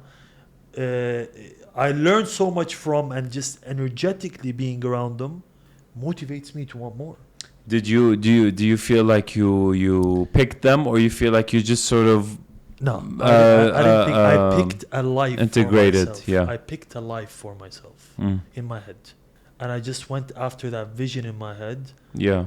And life responded back and created opportunities that I took. Here's another thing, man. A lot of opportunities people miss in life. You know, opportunities. Some opportunities come once in a lifetime.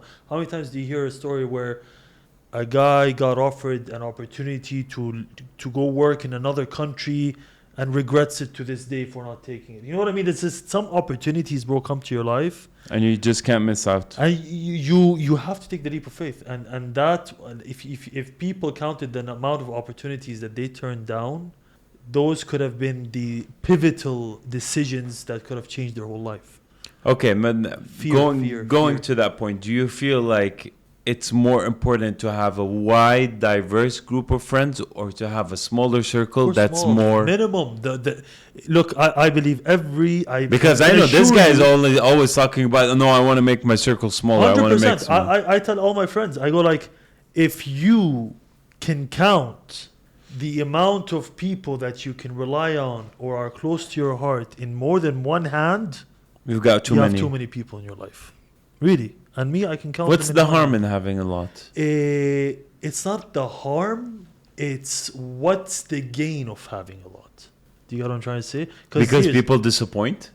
not only disappoint. No, but people disappoint. I mean, sometimes you think some of the people in your circle are good, reliable people, and then you'll be surprised that they're not. But then you haven't tested That's the them standard. early on enough. But that's standard. That's But the I think- standard scenario. For me, there isn't a right or wrong answer. Correct. The way that I look at I it, agree. if you look at relationships as circles, there are people, they come into your life and then they're outer circle. Then they come in closer and closer. It all depends where you are in your life, what's the value add. I look at relationship very transactionally. Maybe we would not be friends or hang out if we didn't play paddle together, if we didn't do podcasts together. Those are the two things that are keeping us, right? Yeah, Like, let's be completely honest and transparent. yeah. We play paddle together. You send me some crazy memes, and then we do some podcasts together. There's a transaction here. Yeah. There's good energy. There's a transaction. Everybody's living their life, and then this is the Airdrop transaction few that we're clips. having, right? With other people, it's different. Some friends I've had, it's only been party. Those were my party friends. Then there are people I've had. Those were my, like, I can count on maybe 4 fingers. If I was in the hole and I needed money, I only call my brother. Or maybe 2 other friends, and I'm like, bro, you need to spot me. I need 100K. I'll send you in a week. Yeah. I know who would send me and who 100%. I wouldn't ask, wouldn't be comfortable with, because we haven't built that relationship. Some people, they've slept on my couch for 2 months. They told me, or one of them is telling me, any single time I'm going out with you, you don't pick out your card because I'm eternally grateful for what you did. So circumstances make you build stronger relationships, and there are things and people that you know, okay, if I need to go out on a rally, maybe it's Omar I call because I know we have that in common. Yeah. So Yeah. it depends. That's the way I operate. And at the same time, I also expect people to look at me like that. If we're in the same mind space, we're in the same structure of life, we're going to have a relationship, we're going to benefit each other, we're going to get to the next level together. Again, in a video game, each level you have a companion. You have someone that's guiding you. Yeah. At the end of that level, you go to another. And that's how it works also with relationships. Anybody in my past life, whether it's women, whether it's friends, they know that they can call me. But don't ask me for coffee. Just be straight up. Hey, I need Yeah. this. But Bro, I when are you think- coming? Let's go for this. But don't tell me come out for coffee. That's Abdullah, shady do you shit. agree? Just tell me straight up what you want. Do you agree on one point? All these friends that I tell you about that are close and dear to my heart are people who I was never shy from showing all my sides to. Yeah, of course. So these are the same people where, let's say you said something wrong or something I didn't like, I would immediately confront you on it on Yeah. the spot. And based on the way you react to my confrontation is where I position you in my life. So if you're going to immediately react from a position of ego, bro, what's wrong with you? Versus, bro, oh, really, that bothered you, man? That's on me. Don't worry about it. These 2 different reactions will decide how much I value you in my life. So Yeah. to me, it's the friends that I have. We've done everything to each other except a fist fight. That's the only thing left. It's we've seen the true, the ugliest of the ugliest from each other, yet we still choose to accept each other. You know what I mean? Yeah. And those are the friends that I consider lifelong friends. You know what I mean? Yeah. خلاص, there's no way of that, and that's what I like to call my soul tribe. It's people who are positioned in my life Yeah. for different reasons. Like you said, one guy I can be there if I had a certain problem in my life. One guy I would call if I had a money problem in my life. One guy I would call if I had a relationship problem in my life.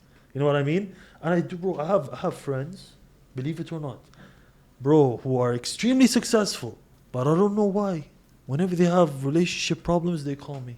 Why? Because I'm I a good have the same listener. thing. I know, they know that I wouldn't shame them or judge them for feeling a certain way as a man. You know what I mean? So again, where do you find your comfort in someone? You know, how vulnerable can you be with someone? But I also think there was one thing, I don't remember who said that, but when I heard it, it struck me a lot. When you're constantly developing, you're always in a gap where you don't have people that are your friends. Yeah. Because you've outgrown the previous friends and you're not quite there yet for the friends that you want. So you're always in this limbo position. So who do you replace this void with? Because you need to have. Really, it's so lonely, bro. It's so lonely. Yeah, I think the lonely part is you're subjective to go through a lone wolf period in your life. You have to go through Periods, I would say. it. Periods, yes. And I've become. I mean, I don't know if it's if a lot. I doubt people understand what I'm about to say, but I function the best, and I'm at the happiest when I'm alone. Yeah. And when I'm in isolation. But here's the thing. I know it's not healthy for me to stay in that for a long time. You know what I mean? So isolation is something that I've learned to love, but I also know that not everything you love is good for you. Yeah, I agree with you. I think for me personally, there are certain people that give me energy, certain people that don't give me energy, and I'd rather be alone or be with people that I know are giving me energy and matching my. Of course, man, because my the level, energetic vampires exist, man, and these are people that don't necessarily, man. It's not bad because some family members, like cousins and stuff like that, some of them are for me energetic. Like I can't be with family too long. Thank you, and you know why? It's because they're not vibrating on the same magnitude I can see that you are. I can you know sense what I mean? the lack. Not only lack, you know what it is, man. Look, I'm pretty sure you guys have encountered this before, where you become uncomfortable being in a place. For example, if I go to nightclubs, any form of nightlife, I cannot stay there for more than an hour. I start becoming agitated. I start becoming irritated. Why? Because of the energetic field in there, man. It doesn't resonate with me anymore. It's not who I am. It's not what I like. It's not what I enjoy. So that starts rubbing off on me, and it starts draining me. And back then, I would think, oh, well, something's wrong with me, bro. Like, maybe I should drink. Maybe I'll feel better then. No, that's what everyone else is doing. When you feel a certain way being somewhere, meaning you're not supposed to be there, buddy. Yeah. You just get the fuck out. You know what I mean? Which is why it's true where me today, even in business, even with people, even with friendships, even with dates, bro. If I sit with a girl, bring me a 10 out of 10 in front of me, bro. If I don't feel comfortable around her, or if I feel something is off, never speak to her again, bro. Because this is what I like to call my intuitive compass. And once you operate from your intuitive compass, and you know it's there, because a lot of people call it anxiety. I don't believe in anxiety, bro. I believe anxiety is a clinical term they came up with, to where really, back in the olden ages, there was no such thing as depression and anxiety. Whoever was depressed is because they were tormented or put in jail, or something to where, obviously anyone would. But anxiety is really an intuitive spark that's telling you something's wrong and it needs to change in your life. So let's say, what do you think was the biggest, worst bad habit that you got rid of? My temper, bro. I grew up with a horrible temper. Very bad. And the reason why I grew up with a temper, and I think a lot of people don't know what childhood trauma is, but childhood trauma is very real, and a lot of people with tempers have been around people as a kid. My father had a very, very bad temper, especially in his early business days. And obviously he took it out on me when I would get suspended, expelled, report books, shitty grades, barely passing. He projected all of it on me. And then when I grew up, I became a fucking maniac, bro. I started breaking sticks in people's heads. I started doing things that were very aggressive as an individual. And it stuck with me, and I had failed relationships, bro, because of my temper. And only when I spent 3 years alone with no relationship, and I took it upon myself to heal that trauma, and I understood the root cause of it and where it came from and why I had it, is when I literally became the most I've invested so much in myself and so much in self-love. I started loving myself enough to the point where now I can choose and control my temper almost to the T. The last time I would say I lost my temper was maybe 4 or 5 years ago. You know what I mean? And only because I understood the root cause. A lot of people don't look into what the root cause is. You know what I mean? But yeah, temper. I think bad temper is the worst habit. The biggest achievement I've managed to overcome on a personal level. Yours? Pornography, bro. When I was a teenager, yeah, that was the worst habit, bro. Yeah? That was so bad. I think we really live in a very over-sexualized society. Yeah, now more and than I think ever. I think it's only getting worse. I think it's worse. eating people's brains, and I think you see it with all the OnlyFans and all of that stuff. Like, it's getting crazy. Yeah, I think that's a crazy and the addiction more that is. money they make from it, like the people that get on these platforms, the harder it's going to make things for society. But okay, let's flip it on the other side. If you had to like really pick a few habits that would make a person successful, what would you say? Or like the three top things or 4 or 5, whatever, 3 top things that would make a person successful on all spectrums in life. I think it's one thing, bro. I think it's just one thing. What is it? Discipline. Yeah. I think any disciplined individual I was gonna say consistency or persistence. Discipline, bro. Discipline, because you can be consistent for a month.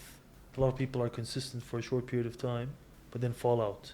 But if you're disciplined, bro, if you master being disciplined, then you'll never get off track. Discipline is the only thing that keeps you on track. Yeah. And I think the root of that is in religion.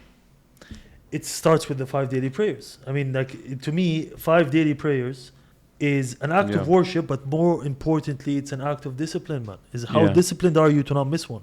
And it is, and it's resetting too. If you are disciplined enough to do your 5 daily prayers every day without missing one, then I'll chop both my legs off if you're not disciplined in everything else in your life. Yeah. And what would you say are like the major distractions that the person also should stay away from? I mean, apart from pornography, but like I think it's nowadays people's opinions. Now, just external forces, external verbalized. It's the influence that you get from things that you're being told, things that here's the thing, man. Us as humans, we run on emotions, man. You know, emotions is what we are driven. Now, if you're excited, is an emotion. You're sad, it's an emotion. So the less noise you have, the less of that coming in, the more you're able to maintain your emotions. Because right now, we can be so happy now running a pod. We walk outside, and some taxi driver can hit my car, and it could ruin my whole day. You know what I mean? So what I'm trying to say is, and it will ruin my day because I chose for it to ruin my day because of the emotional trigger. So I think the less is more, man. Less is more in this scenario. What do you think? What was the question? Abdullah's tired. Abdullah's fried. I got the. So you were talking about the the distractions. Distractions. Like what? Like if you had to like give up a few things. What level of success are you looking for? Like let's say above average, like the higher tier. I think it's doing everything the opposite of what average people do. So average people, they work a 9 to 5, so they're only working 9 to 5. Why don't you just build a life where you don't need to take vacation, you don't need to just take basically, in other words, be an outlier. Yeah, be an outlier in everything. If everybody's if everybody's watching football, you should not watch football. If everybody's, treating the weekends as a break from their daily routine, why would you want that? Then you shouldn't treat the weekends as your weekdays you'll find success. Have a consistent routine, have some structure in your life, go to the gym, work your mind, discipline, stay consistent for a long time. It's not about motivation. It's about constantly putting in effort, understanding, what is real about the world and what do you want? I think most people would get a lot of just writing down what do they actually want out of life. Stay away from people who make you feel bad for going after your dreams. Like, how many friends do you have who call you up and tell you, bro, come on, come chill with us tonight? You tell them, no, I have to. You're like, bro, come on. You always... These are the friends you need to get rid of immediately. And that's why I'm telling you, man, as from a personal perspective, if it starts with you, man, the more you love yourself, the more you invest in yourself, the less you'll need to have... And by default, anyone who loves themselves will tell you, I don't need people in my life. It's a headache. It's a chore. It's extra luggage. Why would I... If I'm... It's enough I'm carrying myself. Why would I have to fucking... carry more luggage with me? Great points. Loving this discussion. We're at 2 hours now.